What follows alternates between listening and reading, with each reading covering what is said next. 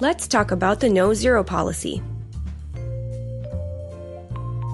First of all, what is it? No-Zero policies are enacted when schools want to avoid giving students a mark of 0, because 0 does not accurately reflect a student's learning. The belief behind the policy is that a mark of 0 for a project not handed in is reflective of a student's behavior instead of their learning on the subject, and grades are intended to assess learning.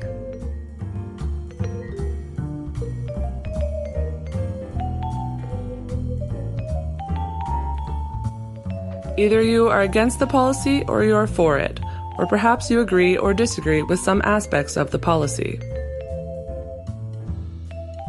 Let's examine why through a series of multiple perspectives.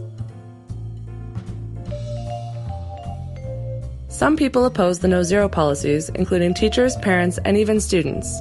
They are primarily objecting to students receiving grades they did not earn and passing classes when it is undeserved based on arguments that kids are going to have to go on to college and into the real world.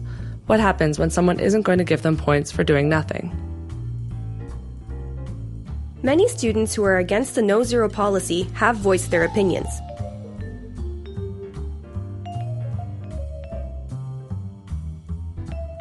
But people who are for the no-zero policies say that traditional grading policies are not effective at motivating students. Students who receive a devastating low grade, such as a 0, are more likely to become disruptive in the classroom and disengaged from the learning process. By eliminating zeros and implementing a minimum grading policy, schools hope to motivate their students.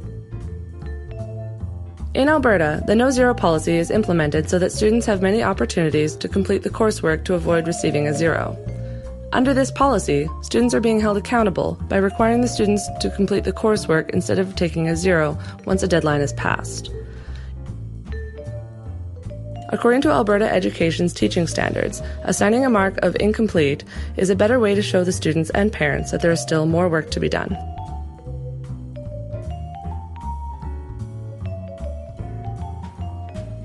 Some teachers have concerns about the no-zero policies and the message that the policies send to the students, as they have observed that students are not developing a good work ethic because they no longer have consequences for their actions.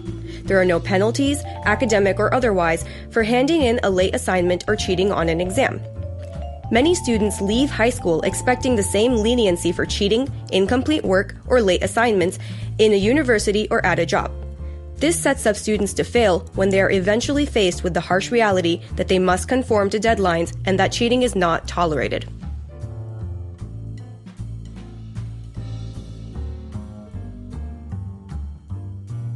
Teachers also take issue with the fact that no-zero policies restrict the teacher's ability to enact their professional judgment.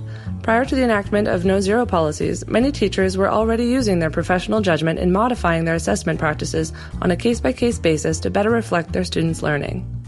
No-zero policies restrict teachers' ability to utilize their professional judgment to discern the different needs of their students and react accordingly.